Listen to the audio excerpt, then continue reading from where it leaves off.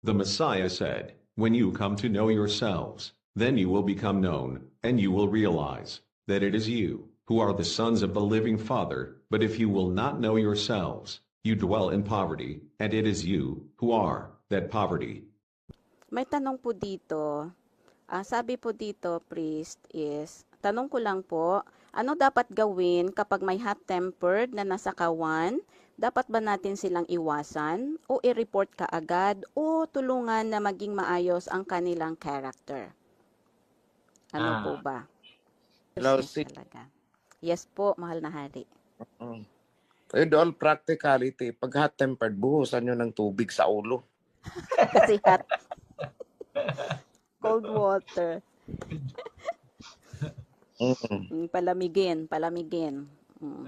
Ayan. Pag Natawa may ang mga behavior kabatera. na ganyan. You know, I have an experimental program sa Cavite. Naglagay ako ng peacekeeping officer. Pag may mga kapatid na parang masyadong agresibo, parang isda sa aquarium, lahat na lang sinusugod niya. Siguro ko kailangan i-isolate ng konti, kausapin ng peacekeeping officer for counseling. Maraming mga ganyan eh. Maraming ganyan. At saka, yung mga paranoid type, parang ito, may natagpas dahil paranoid. Nakita lang na nag-usap-usap yung mga kapatiran, mga lalaki, nagpakalat na.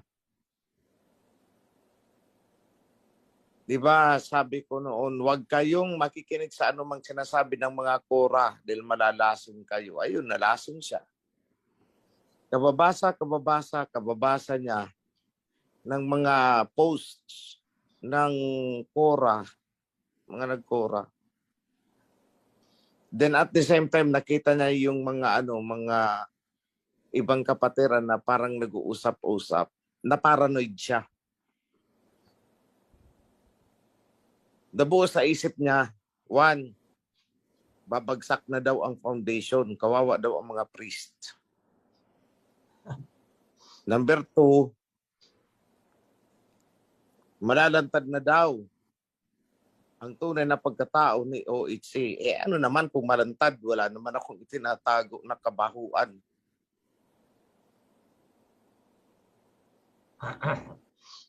So dahil sa ganun, nagpapakalat siya, meron tayong rules na kapag ikaw ay nagpapakalat ng isang impormasyon, fake news o ano paman, na pwedeng ikasira ng pananampalataya ng isang tao na sasabihan mo dyan, na pwedeng ikilaglag ng ibang tao, ibang kapatiran na sasabihan mo dyan, at pwedeng magresulta sa pagkakawasak o pagkakasira-sira ng isang chapter o kawan, ikaw ay tatagpasin. So natagpas siya. So ano ang mali niya? Hindi siya nakinig sa sinabi namin na putulin ang anumang ugnayan sa mga nagkora. Tigas ulo eh. Kaya nga ang kasalanan ay nagmumula lagi sa disobedience. So siya ang natagpas ngayon.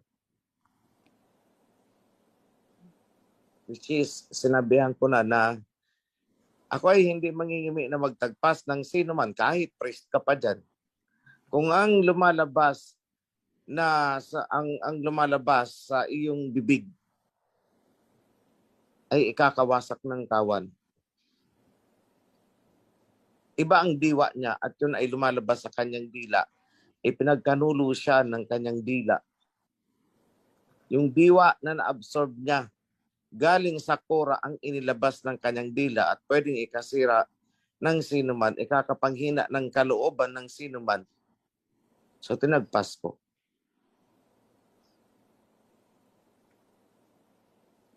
Nandiyan yan sa Book of Revelation, yung mga coward, kasama ng adulterers, kasama ng mga murderers, kasama ng mga sorcerers, kailangang maalis sa kingdom. Bakit? Ikakasira ng kawan. So I'd like to take this opportunity to remind everyone, kapag nakikita ninyong iba ang sinasabi at wala naman na sa ating kawan, wag na ninyong sayangin ang oras ninyo dyan.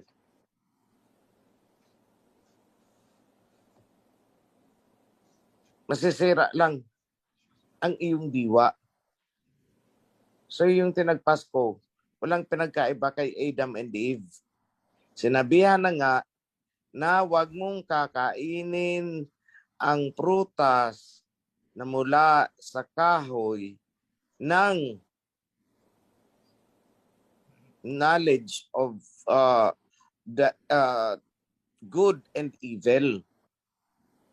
Hindi. Kumain siya. Kasi nagtitimbang-timbang daw siya. O di siya, sige, ikaw ang natimbang-timbang ngayon, hindi tagpas. Dahil hindi niya kinaya kung ano ang mga narinig niya doon. So, naaning ang utak niya. To the extent na ang kaaningan na yun, inililipat niya na rin sa ibang tao sa kasamahan. Paano kung naaning din yung pinagsabihan, inilipat din? Di nagkalat na sila ng kaaningan nila. Di preventive action, tagpasin yan. Ganun lang naman tayo.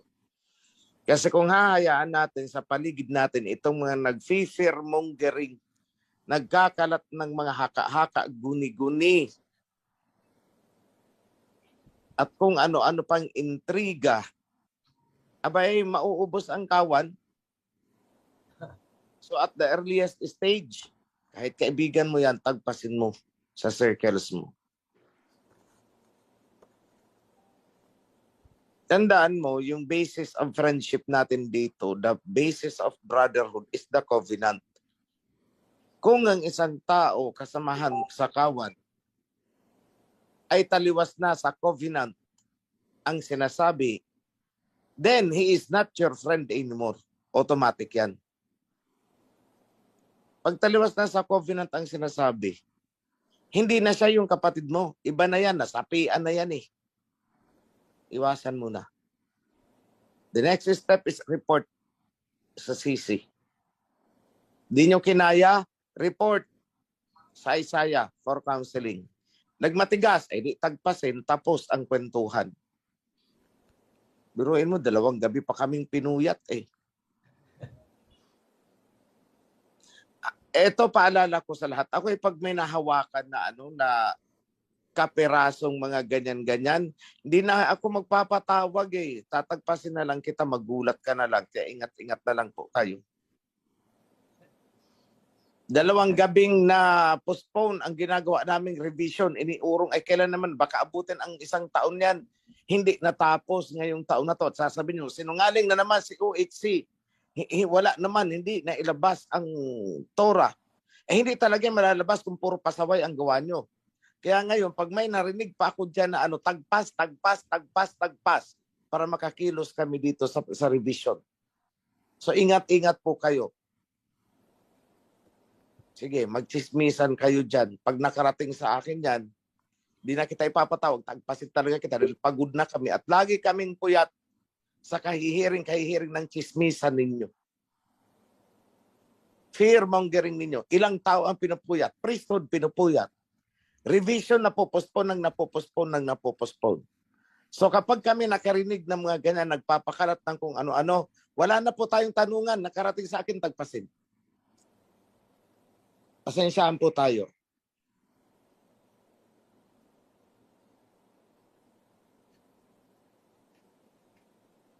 So kung ayaw mong matagpas, umayos ka. Bantayan mo ang sarili mo. Kung ang ibinubuga ng iyong dila na nagmumula sa iyong diwa ay maayos pa ba? Kasi kung kumakalaban ka, hindi ka namin kailangan dito. Ito message ko sa inyo lahat. Kung may kumakalaban dito, kumakalaban sa akin, kumakalaban sa covenant, ano ginagawa mo dito sa loob? Sa sino mang nag-i-entertain pa sa kanilang mga isipan na ano si OHC, anong karapatan ni OHC? Ito ang sabihin ko sa inyo, ang foundation, ang OHC ay isang bahay na itinayo ko. Pag-aari ko. Kung ako nang kikwestiyonin ninyo, akong nagtayo ng bahay, akong nagmamay-ari ng bahay, ang kikwestiyonin ninyo, ba, umalis-alis ka na. Wala kang karapatang gawin yan. Kahit sa simpleng pag-uusap. Kahit ano pa ang OHC, kahit ano pa ang foundation. Kung babanggain mo, nakikisilong ka lang. Umalis ka na. Huwag mo na kaming puyatin na makipag-hearing-hearing, makipagpatunggali at paiikot-ikutin mo pa kami sapagkat ako ay maraming ginagawa. Nakapagbitaw na ako ng salita na ngayong taong ito lalabas ang Torah and Covenant. So kung ako ay aabalahin ninyo sa mga ganyan at lalabas na ako pa ay sinungaling dahil sa pang-aabala ninyo, ay hindi pwede yan. So ingat-ingat po kayong lahat dyan. Pag ako'y may nalaman, di na talaga ako mangingimi. Dahil sa isang tinatagpas ko, 2-3 naman ang pumapalit. So I hope that is clear. Maraming Back to salamat MC. po. Ngayon may tanong po dito, Priest Hill. Anong pagkakaiba daw po ng kaibigan at barkadahan?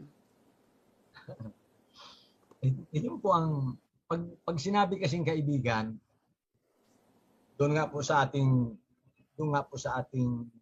Bro, mga friends. Po, Priest, can I have the pleasure to answer that?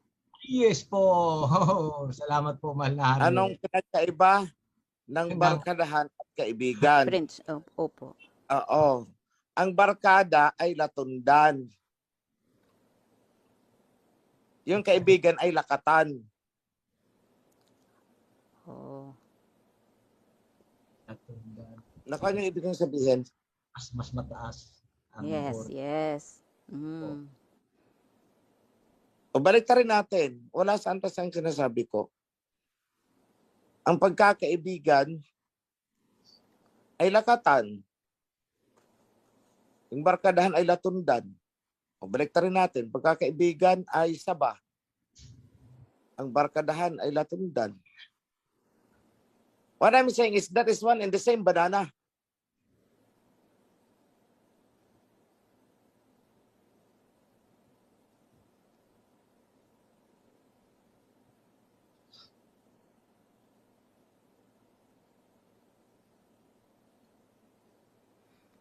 Okay po, kapatid. Okay, one and the same banana po yan. Parang tinatanong mo, anong pinagkaiba ng banana at saging? O parang ganyan po yan. Okay. Baka naitanong po, mahal na hari, kasi sabi sa atin dito sa sa loob ng kawan, bawal ang barkadahan. Baka yun po yung niya. Okay. Ganito po yan. Bawal ang barkadahan pagdating sa decision making. Kapag decision making na ang pinag-usapan, huwag mong pairarin ang barkadahan mo. Diyan walang barkadahan, walang partisan dito. Pero sa essence of closeness, wala namang problema dyan sa barkadahan. Sa totoo lang mas magiging close pa nga kayo Pero kung ang barkadahan nyo ay gagamitin na ninyo sa katiwalian, ibang usapan yan. Yun ang sinasabi namin, walang barkadahan kapag decision making ang pinag-uusapan. Okay po. Yun po yun. Okay, babasahin ko po, priest, at saka sa mga parian natin, lalo po sa mahal na. Sabi, dito, pasensya na po, this is out of topic. For curiosity's sake, curiosity can kill a cat daw. May I know if Mount Zion is in Casili, Laguna, its original name? Ano daw? Sabi niya po, may I know if Mount Zion in Casili, Laguna is original name? Mount Zion, or is it named only by our kawan? If so, what was its original name? Thank you po. O, yun ang sabi po, mga hari. Kung yan, was named only. Mahalaga ba yun sa faith ninyo? O, yun. Ayaw na O po, ako na kapatid. magsasabi, hindi yan original name. Tayo ang nagtawag niyan. O ano ngayon? Opo. So, kapatid, narinig mo po ang sagot ng ating mahal na hari sa iyong curiosity po. Ayan. Tapos, may isa po dito na tanong, priesthood po natin at sa mahal na hari. Ang tanong po niya is, ito po. Ano daw po, gusto po niya malaman, maklarify po yung Zechariah chapter 13 ba yun? Let me check po.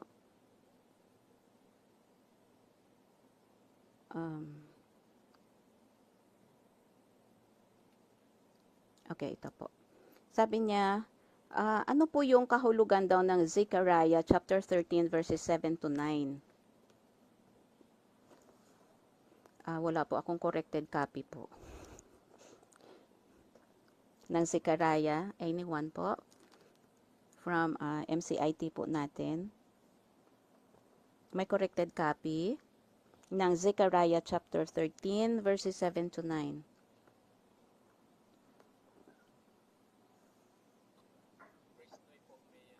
Si Prisnoy. Prisnoy, are you there po? Pa-help po, Prisnoy. Yung Zechariah chapter 13 po, verses 7 to 9.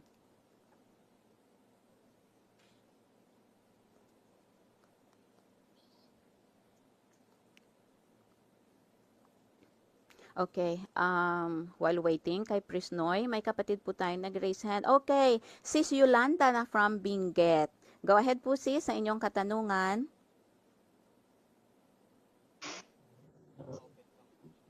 Open cam po sis Yolanda.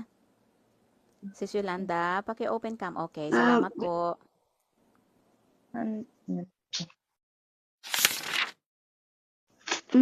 Tanong ko lang sana po kung kay kamahalan, kung kasalanan po ba ang mapag-isa? Kasi ako po ay napaka-sensitive.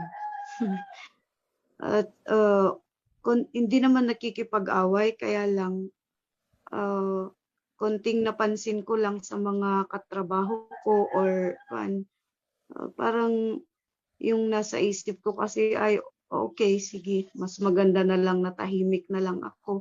Kasalanan po kaya yon yung pagka Loner. mapag-isa na? Yes po, kamahalan. Hindi naman, hindi. Sabi nga Kasi kung magkakasala ka sa mga kasamahan mo, iiwanan mo. Kung mahal mo ako, nakahanda kang iwanan ng iyong magulang, kapatid, para sumunod sa akin. So, ibig sabihin, hindi kasalanan mapag-isa.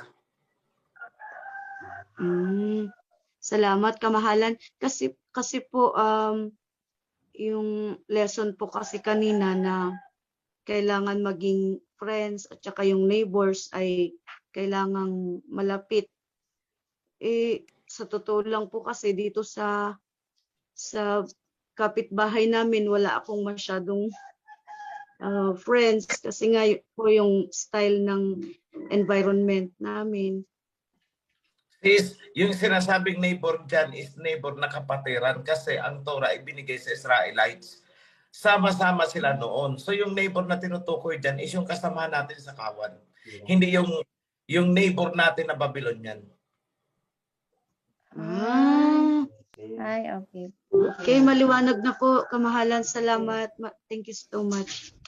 Be blessed. Be blessed. Tatandaan, sabing ang iyong neighbor, ang iyong sister, ang iyong brother, ang tinutukoy niyan is Israelite na kasamahan natin sa covenant, hindi sila. Binigay ang Torah and covenant sa isang selected population o kayong population, tayong mga Israelites, ang sinabihan na dapat strong ang relationship nyo sa iyong kapitbahay. Yung kapitbahay, kasamahan natin Israelite. Yun ang context ng kasulatan. Thank you. Thank you King. po, Alan. Okay na. Mapagpalang araw po, Mahal na Hari, at lahat ng kapatiran. At tanong ko lang po, Mahal na Hari, yung tungkol sa sinabi ng Isaiah King Yahweh sa Matthew 16:28 na ang sabi ay, truly I tell you, some who are standing here will not taste death before they see the Son of Man coming in His kingdom. Ang tanong ko lang po dito, Mahal na Hari, kung yung mga taong na yun na hindi makakatikim ng kamatayan ay nag-i-exist ba sila ngayon? O literal po ba silang tao na hindi mamamatay? Yun lang po. Sorry, sumasagot ako ng kami pala. Yun yan, ang ibig sabihin ng verse na yan is may mga aabutan siyang buhay. Yun lang ang ibig sabihin.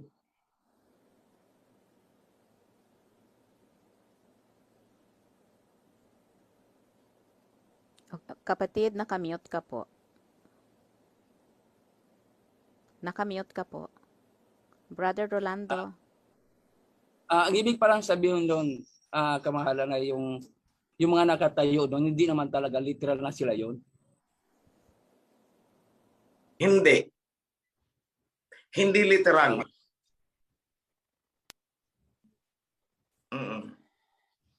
Salamat po, Mahal na Hari. Doon kasi sila yung yung buhay pa noong panahon na yun.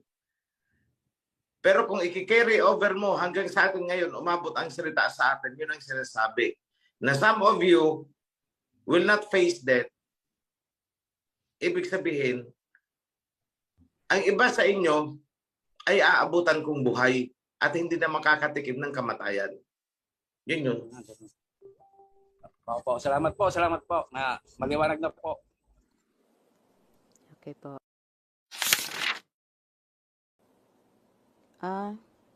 Tanong niya daw, tanong ko lang po, kung defile po ba yung nakakain ng bawal sa panaginip?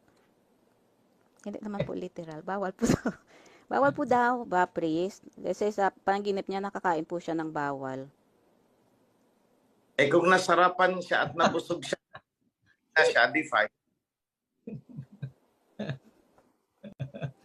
Okay, sunod po, may katanungan. Good morning po. Tanong ko lang po, paano kung mabait naman sa akin ang kaibigan sa labas ng kawan, pero labag sila sa katuruan or ayaw tumanggap sa katuruan ng covenant? Iiwasan din po ba sila? Salamat po. Alam mo, yung salitang iiwasan, i-clarify ko lang yan sa kanila. Hindi ibig sabihin na lalayuan mo. Hindi ibig sabihin na hindi mo nakakausapin. Ang ibig sabihin is huwag kang pai-impluwensya. Yun lang. Yada. Okay, maliwanag po. Kapatid, ang sagot ng ating mahal na hari.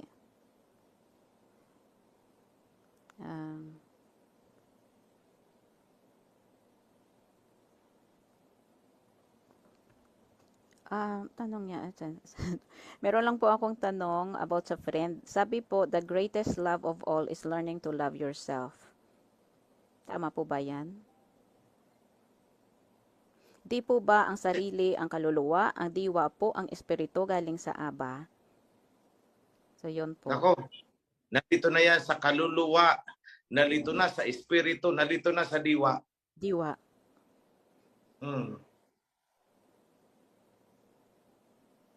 At saka sinong may sabi na ang greatest love of all ay ang pagmamahal sa sarili? Sino may sabi nun? Si Whitney Houston lang naman eh. Yung kanta po. The greatest love of all. Kanta ni Whitney Houston, dinadala nyo sa loob ng covenant. First commandment. Opo, first commandment. Love Abba with all your heart. Di po ba? With all your mind, with all your soul. Ayun po, ang greatest love. Okay. Okay.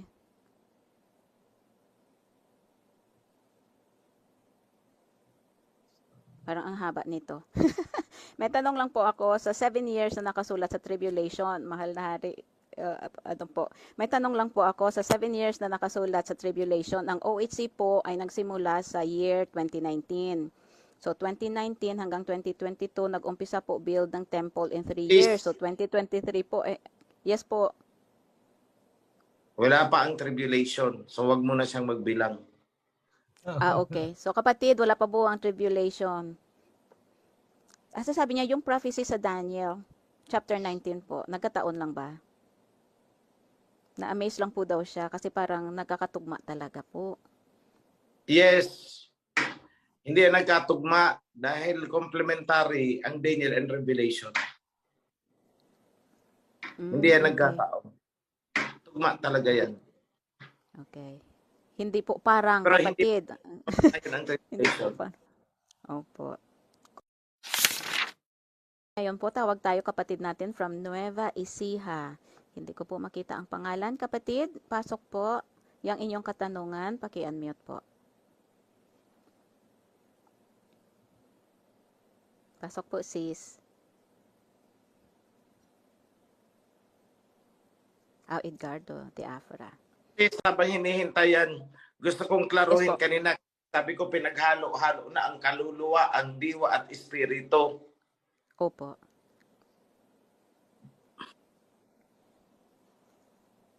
Yung Sandali po, sabi niya kapatid, ha? na di ba ang kaluluwa ay atin. Ang diwa o espiritu ay galing sa Aba. Opo. Alam mo, may binasa kami kagabi.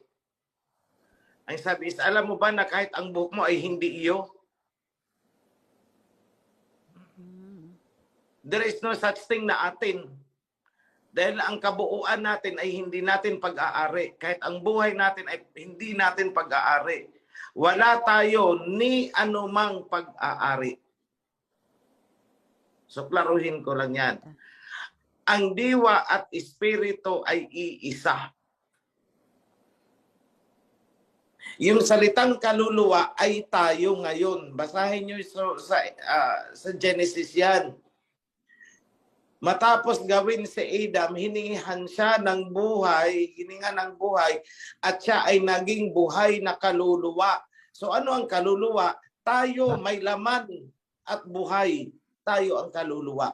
Hindi yung multo na iniisip ninyo. Babylonian po yun. Yung soul sa Bible na sinasabi is tayo may physical, a living soul, a human being.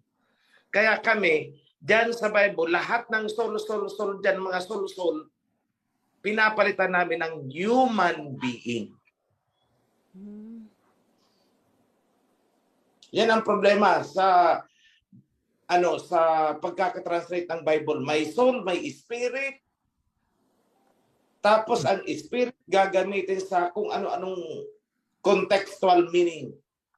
Kaya may spirit of love, may spirit na multo. Tapos may spirit na may persona.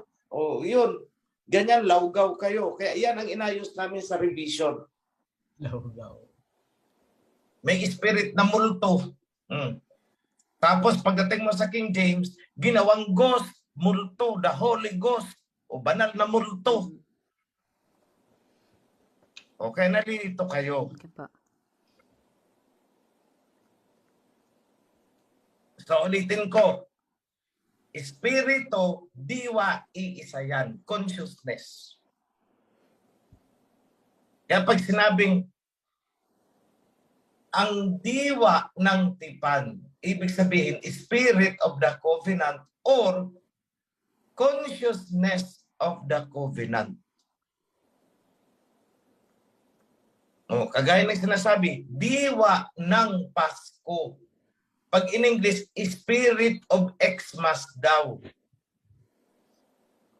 O, ibig sabihin, walang persona yun. Kasi consciousness yun eh. Kasi kung sasabihin nila ng spirit may persona, edi may persona pala ang spirit of Xmas. May persona pala ang spirit of love.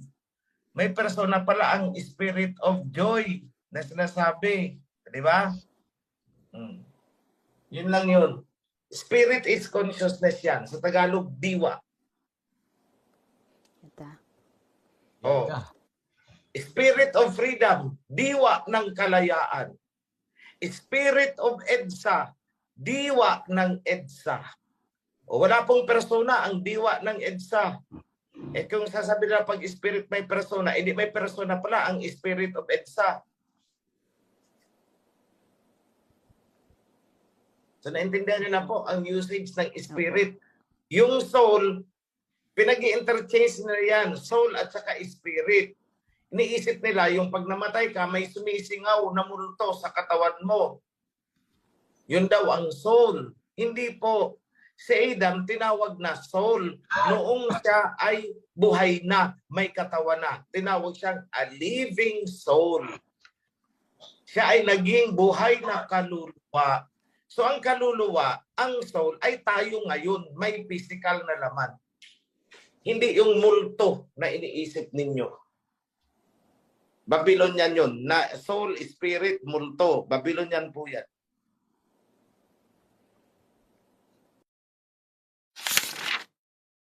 Hello po. Mapagpalang Okay Sabat po. po. Happy Sabbath po. Mapagpalang Sabat po sa lahat, lalo na po sa mahal na hari at sa ating pong mga priest.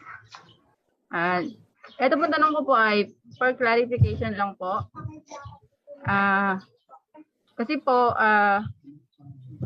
nais ko lang po malaman kung ano po ang pagkakaiba po ng mga Muslim sa ating mga Operian. At napag-aralan na rin po namin, natanong na rin po namin po ito, ang Muslim daw po ay way of living. Nakalagay po kasi sa Facebook ko hindi po ako Muslim. Pero po, kailan po ay na-topic po na sa amin na Muslim po pala tayo. Yun lang po, clarification lang po. Sino may sabing Muslim tayo?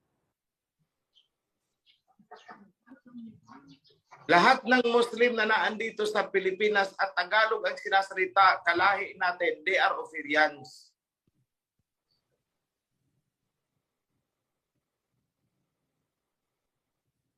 O ulitin ko, lahat ng nakatira dito sa Pilipinas, kalahi natin ay mga Operians.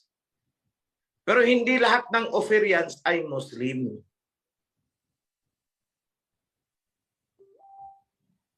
Pero lahat ng Muslim na naandito sa atin ay Operians.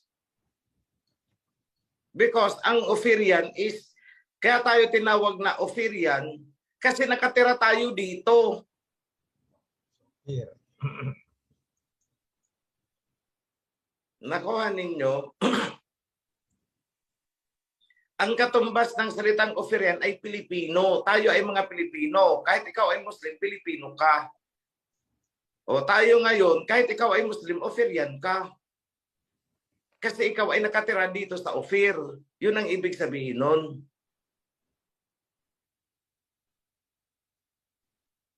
Ang Muslim, I don't know kung ano ang kinukonsider nila sa sarili nila. Kung sila ba ay religion, I don't know. Kung sila ba ay way of life, kasi ang religion is a way of life also. So I don't know. Kaya no comment ako. But one thing is sure, kitang-kita nyo naman na iba ang covenant na pinanghahawakan ng mga Muslim. Iba din naman yung covenant na pinanghahawakan natin. Ang pinanghahawakan ng mga Muslim ay yung covenant kay Ismael. Tayo, ang pinanghahawakan natin ay covenant na ibinigay through Moses mula pa sa panahon ni Noah pababa hanggang kay Moses. O yun ang mga covenant na pinanghahawakan natin. We shared in common sa circumcision. Kasi ang mga Muslim descended din naman kay Abraham.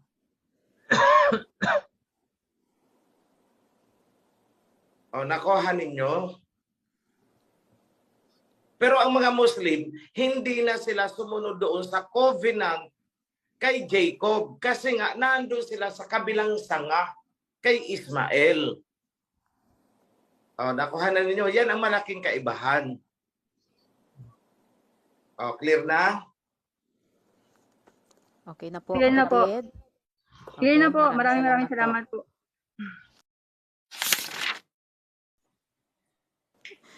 Okay po, maraming salamat po, mahal na hari. Ngayon po si Priest Dato. Priest Dato, happy Sabbath po. Dapat sis, sis may nagtatanong kanina ng Zechariah, ano yan? Opo, 13 verses 7 to 9 po.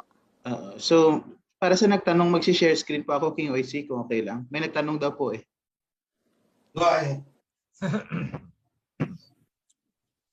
Zechariah verse 7 to 9. Ano yung tanong, sis, tungkol dito? Ang tanong niya po, ano po daw yung ibig sabihin po noon? Clarification, gusto niya i-clarify lang daw po. Anong ibig sabihin? Basahin ko na lang, King OIC, bago niyo sagutin.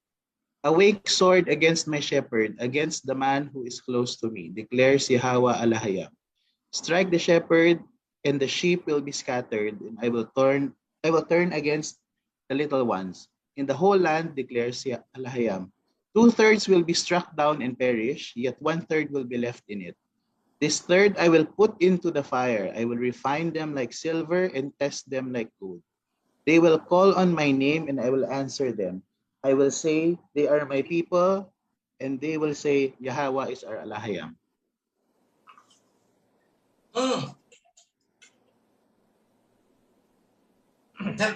Story pala eh.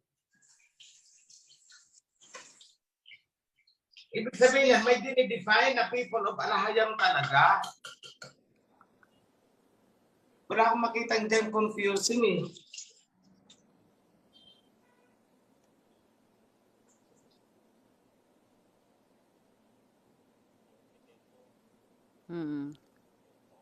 Wala naman eh. Teka lang ha. Wait lang. Wait. Ang tanong niya pala is, ano ang kahulugan? Yun. Anong kahulugan? The shepherd, ano yan? Struck. The shepherd is scattered. Bakit hindi ko may enlarge ang screen ko?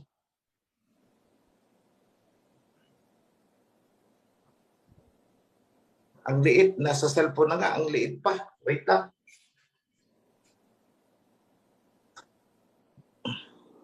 Ayan po, ginawa ko na pong 200%. Wait lang. Kasi ang pag-aano ng ano ito, titingnan mo muna yung preceding chapter, hindi yung itong chapter lang na ito ang titingnan mo. Wait lang, tatransfer ako ng ano. Titingnan ko ito sa ano. Bluetooth connected. Oh, it's...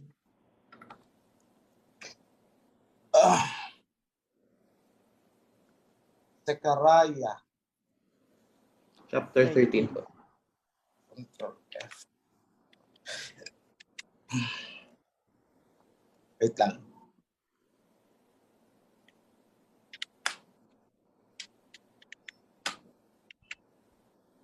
Okay, chapter 13. Cleansing from sin. Dito ka magsisimula niyan magbasa. Basahin mo buong chapter, hindi yung itong portion lang na to kasi hindi mo talaga yan maiintindihan.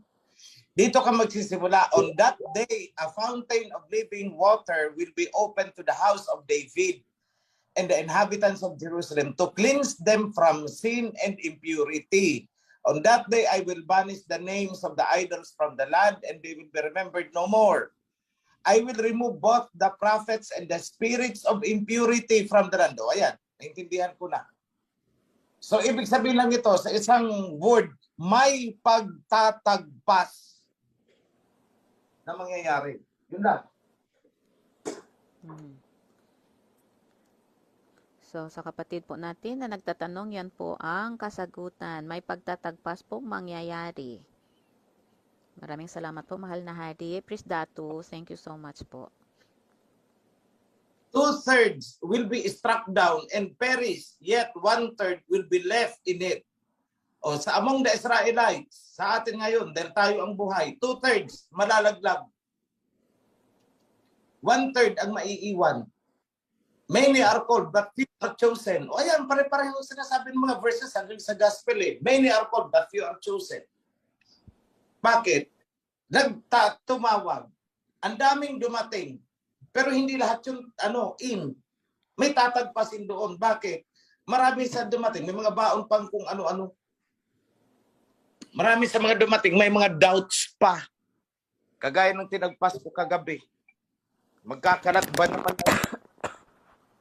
Malalantad na ang katauhan ni OHC. Uy, ano ngayon kung malantad ang pagkatao ko, ang identity ko? Ano naman ngayon?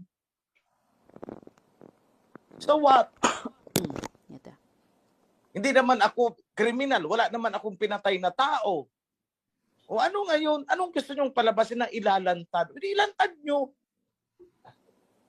Tapos, guguho na ang foundation. Kawawa ang mga priest. Yan ang diwa niya, ikinakalat niya. Kaya bawat bulungan niya ng ganyan, pinanghihinaan ng loob. So, ano ginawa ko sa kanya? Tinagpas ko.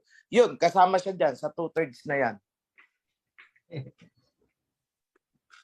Kaya ang mga ganyan na nagkakalat ng mga ganyang kwento, ay nako, huwag kayong pahuhuli sa Joshua. Huwag kayong pahuhuli kahit kanino. Magkalat ka ng ganyang marites, ay tagpas ka talaga, mapasama ka dyan. O yan o, mismo galing yan kay Prophet Zechariah eh. O, tingnan niyo yung, yung entry, cleansing from sin. O, napakalaking kasalanan. Pag sinabi ko sa inyo, napakalaking kasalanan sa covenant. Yung gagawa ka ng isang bagay na ikakawasak ng mga followers ng covenant. Eh magkakalat ka ng ganyang kwento. Marami ang malalaglag, maraming matitisod, maraming manghihina sa pananampalataya diyan sa inilalabas ng iyong dila. So that is a big sin against the covenant. In fact, that is a sin against the spirit of the covenant.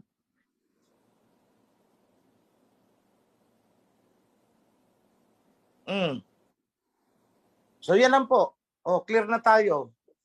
Okay, maraming salamat po. Hindi ko Mahal na hari. naisip. Alam mo, dinaanan namin ito. Pero hindi ko nga maalala eh. Pero in one word, ang chapter na to ay tungkol sa pagtatagpas. Gaano karami ang matatagpas. So, kaya wag sasabihin na anong karapatan ni OHC para magtagpas. Kasi kung i-question ninyo ang karapatan ko para magtagpas, ang unang tanong ko, bakit ka pumasok? Sino ang bumuo? Kung sino ang bumuo, pwede siyang magtagpas. Si King Solomon, tinagpas ni King Solomon, pari pa, priest, tinagpas niya. So ibig sabihin, whoever heads the kawan, kung sino ang nag-ipon sa kawan, ibig sabihin, yun ang head. Yun ang ruler. Yun ang king. So, anong karapatan nun? Magtagpas mula sa kawan ng mga pasaway. So, ang laki pala ng mawawala, o 2/3. 1/3 ang maiiwan. Oh, kasi ipupurify. So hindi ko ma-imagine kung sa 2/3 ng priesthood ang matagpas, 1/3 ang maiiwan ako. Ilan lang yan? 17 divided by 3. 6 ang matitira. Pagpalagyan natin 18 sila, 6 lang ang matitira. 12. Laglag. Naku, wag naman. Sana wag ma-apply sa priesthood.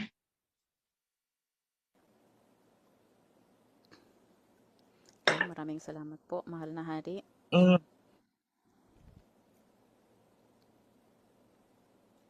Kapatid, I hope na sagot po yung katanungan nyo at na-clarify po sa inyo kung anong ibig sabihin po niyan.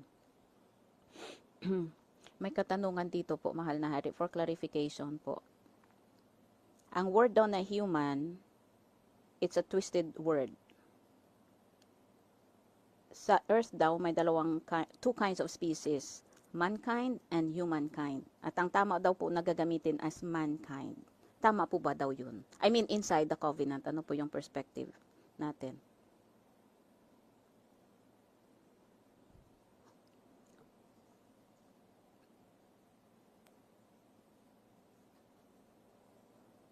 Mankind, human ba? Oh. Mahal na hari, nakamute po kayo. Okay, twisted daw ang salitang human. O, saan mo nakuha na twisted yan? Pangalawa, kung mankind ang tama at twisted ang humankind, how would you explain humankind? Hmm. Alam niyo minsan, ang hermeneutics kasi ang pinaiiral niya. Kaya hindi niya nakuha ang contextual meaning. Merong mga parts sa pag-uusap o even sa kasulatan na hindi mo pwedeng gamitin ang mankind, awkward, pero fit ang salitang humanity. Mankind, humanity. They are used interchangeably depending on the context of the content. But saying humankind alone, human is a twisted word. Hindi ko alam kung saan galing na encyclopedia yan or whatever. Sige, pakitanong sa kanya kung saan niya nakuha na twisted yan. May ano daw po, may pinapanood po daw siya na video, pinafollow, na video ng isang chief judge ng Postal Federal Court. Ayun! Twisted in a legal sense.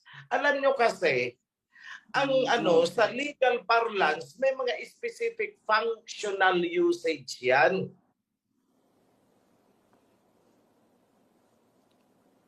Okay po. Iba po ang meaning pagdating sa legal.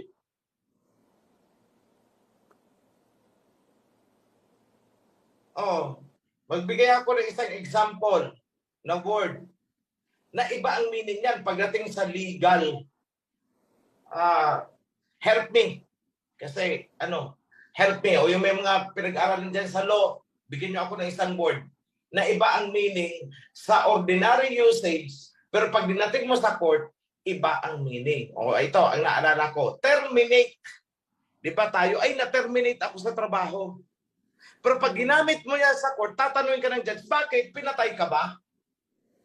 Kasi pag sinabi sa court na he was terminated, parang ang dating is pinatay.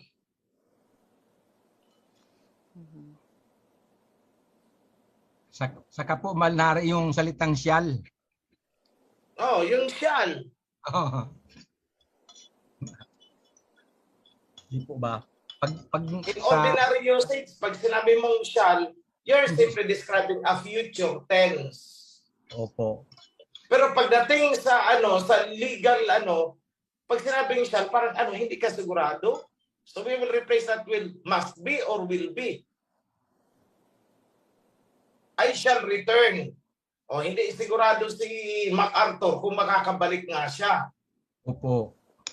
Pero pagdating po Pero sa legal, andun sa kanya na yung babalik siya. I shall return. Pero kung kailan, kung matutuloy, hindi siya sigurado. Pero pag sinabi niya sanang I will return, yun na andun na talagang sigurado darating siya. At saka yung word na may. Technical. I may not. Ibig sabihin, I may not allow this. Anong pagkaintindi nyo? Pwedeng hindi niya payagan or pwede niyang payagan. 50-50. Pag sinabi niyang I may allow it, ibig sabihin may pasubalik yun. Pwede niyang payagan, pwedeng hindi. Pero pag sinabi niyang I will allow it, 100%, he will allow it. Nakuha nyo? Parang yung mankind at human. ibang meaning. Technicalities at saka application kung saan. Technicalities. Maraming salamat po. Opo.